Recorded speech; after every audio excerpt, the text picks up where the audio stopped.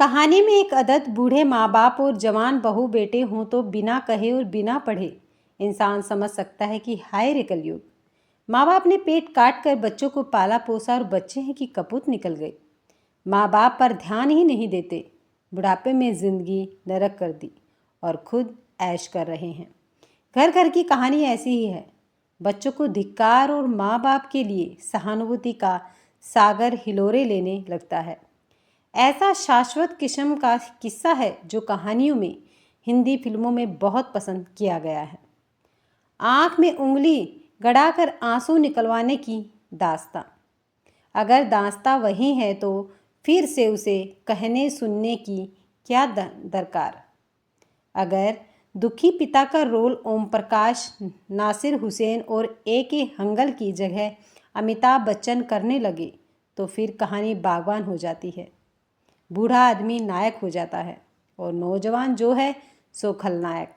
किसी कहानी में खलनायक ही न हो तो कहानी क्या बने। यह बिना बनी कहानी यूँ शुरू होती है कि एक ठीक ठाक उच्च मध्य वर्गीय परिवार, पिता उच्च अधिकारी, माँ कॉलेज में एक बेटा एक बेटी, पढ़ा लिखा सभ्य शिष्ट परिवार। बेटी का ब्याह हुआ, अपने घर बार की हुई, बेटे का भी जीवन बढ़ा, ब्याह हुआ, बच्चे हुए, सुख समृद्धि वगैरह का सब सामान घर में। बस यूँ लगा कि घर में शांति की उपस्थिति कुछ कम हो रही है, अपनापन कुछ बढ़ रहा है।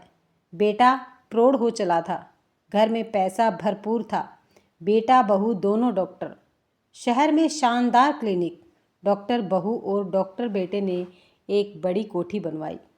कोठी में यूँ व्यवस्था की, निचली मंजिल पर डॉक्टर साहब यानी बेटा बहू, ऊपर की मंजिल पर पोते के लिए व्यवस्था, उसका भी परिवार बढ़ेगा।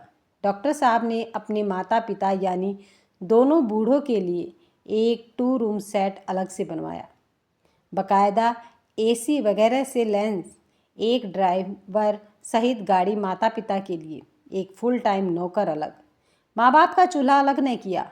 घर में उनका निवास भी निचली मंजिल पर, आंगन के इस पार डॉक्टर साहब और उस पार माता पिता, दोनों ओर बरामदा। माता पिता के कमरे में भी अटैच्ड बाथरूम। डॉक्टर बेटा और डॉक्टर बहू सोचते कि माता पिता की व्यवस्था ठीक है। अब एक अच्छी खासी प्रैक्टिस वाले बेटा बहू के पास रुपया पैसा बहुत और समय कम था। सब कुछ मुहैया कराने के बाद बेटा बहू निश्चिंत थे। श्रवण कुमार वही नहीं होता जो माँ बाप को कांवर में ढोता है, वह भी होता है जो उनकी सही व्यवस्था कर पाता हो।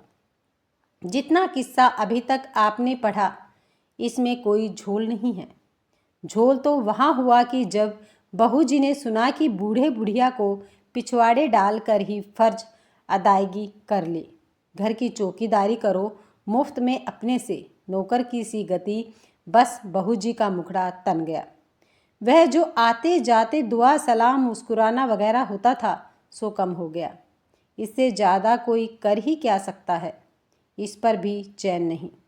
ऐसा बहू ने न केवल सोचा बल्कि कहा भी। बूढ़े बुढ़िया ने भी जो सोचा सो कहा।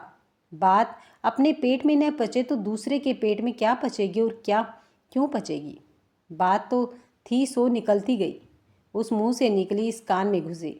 इस मुंह और कान की यात्रा के बीच में वह कई शब्द छोड़ देती, कई वाक्य ओढ़ लेती।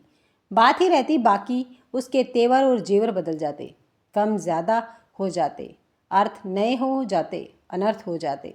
होते होते यूँ हुआ कि वह बेटा प्यारा न रहा, पिता बेचारा हो गया, बेटा बहू मस्त, अपने में मगन, सुबह निकलते रात गए लौटते। माँ बाप का स्वस्थ है घर में और हर तरह की सारी सुख सुविधाएं हैं।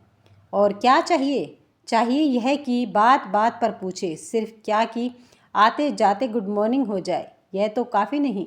न कुछ कहना न सुनना, बात करने का तो समय ही नहीं, न कुछ पूछना न बताना, बस घर में पड़े हैं तो पड़े हैं मरने के इंतज़ार में। बुढ़िया को यह रास नहीं आता था। अपने मन की बात बूढ़े से कहती, बेटा कुछ नहीं पूछता, चौकीदार की तरह पड़े हैं घर में, रोज़ रोज़ कहीं जाना नहीं होता, ड्राइवर का क्या करे, रसोई तो अलग है नहीं, अगर नौकर न आए तो उधर वाले को आवाज़ देकर थक जाओ, उसके कान पर जू नहीं रेंगती, हाँ, अगर डॉक्टर साहब या डॉक्टरनी आ जाए तो कैसे चक्कर घिन्नी से घूमते हैं। कोई सोचे भी नहीं कि ये लोग कैसे मुंह में दही जमाकर बैठ जाते हैं। इधर साहब लोग गए और नौकर चाकरों की मौज हुई। बात सुनी तो सुनी नहीं, सुनी तो नहीं सुनी। इन लोगों के जो मालिक लोग हैं सो हैं, तो इन बूढ़े बुढ़िया के बेटे बहू जो पाव भर अन्न खाते हैं को समझना है कि कब कहाँ क्यों और कितना सुनना चाहिए, और कब सुने बिना भी काम चल जाता है। ऐसी अनसुनी फरियादें एक दिन जब नौकरों के कानों से टकरा कर लौट लौट कर आई तो भरी दोपहरी में बूढ़े यानी मालिक के बाप के हाथ में लटका पोचा लटका का लटका रह गया। कारण आंगन के पार उधर वाले बरामदे में अचानक डॉक्टरनी साहिबा दिखाई दी। उनके ठीक पीछे डॉक्टर साहब। पता नहीं डॉक्टरनी साहिबा को सचमुच बूढ़े ससुर के हाथ में लटका पोछा बुरा लगा या पति को सुनाने के लिए उनकी आवाज़ में आंधी तूफान भूकंप सब एक साथ आ गए। आवाज़ ऊंची करके पूछा, आप पोछे से क्या कर रहे हैं? ससुर जी सन। चुप, नौकर कहाँ गए? पोछा क्यों लगाना पड़ गया? अब बीच के समस्त घरेलू किस्म के संवाद जिरह और पड़ताल वगैरह को वहीं का वहीं छोड़ दूं तो सारांश यह कि बुढ़िया दौड़कर बाथरूम तक न जा सकी तो कार्रवाई आंशिक रूप से बाथरूम के द्वार से पहले संपन्न हो गई। नौकरों ने एक तो सुनी नहीं और दूसरे ससुर जी को यह लगा कि इससे बुढ़िया उर्फ उनकी पत्नी उर्फ डॉक्टरनी साहिबा की सास को शर्मिंदगी न झेलनी पड़े। बात इतनी होती तो शायद क्षम्य होती। बात इससे ज़रा आगे थी। डॉक्टरनी साहिबा उर्फ उनकी बहू को बात इससे बहुत ज़्यादा ही नहीं बल्कि बहुत बहुत ज़्यादा लगी। ससुर जी पोछे न पहचानते थे। बहू जी ने न केवल पहचानती थी बल्कि वे रसोई के कमरों के और बाथरूम के झाड़ू पोछे व बाल्टी अलग अलग रखवाती थी। उन्होंने न केवल पोछा पहचाना बल्कि घोषित भी किया कि बूढ़े ससुर ने रसोई के स्लैब पोछने के पोछे से बुढ़िया का पेशाब पूछा है। पोछा न केवल रसोई से बल्कि घर से भी खारिज हो गया। खारिज भी यूं ही नहीं, ऊंची और तलक आवाज़ के साथ हुआ। पोछे को कूड़े में फेंको। आप चाहे तो उसे डॉक्टरनी साहिबा का सफाई स्वच्छता प्रेम माने या बूढ़े और बुढ़िया ने इसे अपमान माना। आंखों से आंसू बरसे, उदास घटाएं घिरी। सास ने दुखड़ा अपनी बेटी से रोया। देखने डॉक्टरनी साहिबा की ननंद आई। स्नोब भाई से कहा, दिस इज़ नॉट डन। भाई चुप। भाभी गाल फुलाकर उठ गई। आगे बस मम्मी पापा अब यहाँ नहीं रहेंगे। इतनी ही कहानी की बेटी ने घोषणा की। ननंद यूं ही बिजुरिया नहीं कही जाती। इस फसाने में जिनका जिक्र नहीं आया वे दो पोचे उठाकर ननंद रानी के आंगन के बीचों बीच फेंक दिए। देखिए, यह लाकर पापा के हाथ में आकर पकड़ा गई आपकी वाइफ। डॉक्टरनी साहिबा ने वे पोचे फिकवाए और नए से रिप्लेस कराए। अगर सिर्फ दो पोचे रख दिए जाते तब कोई बात न थी, नौकर को दे देती, तब भी कुछ आपत्तिजनक न था।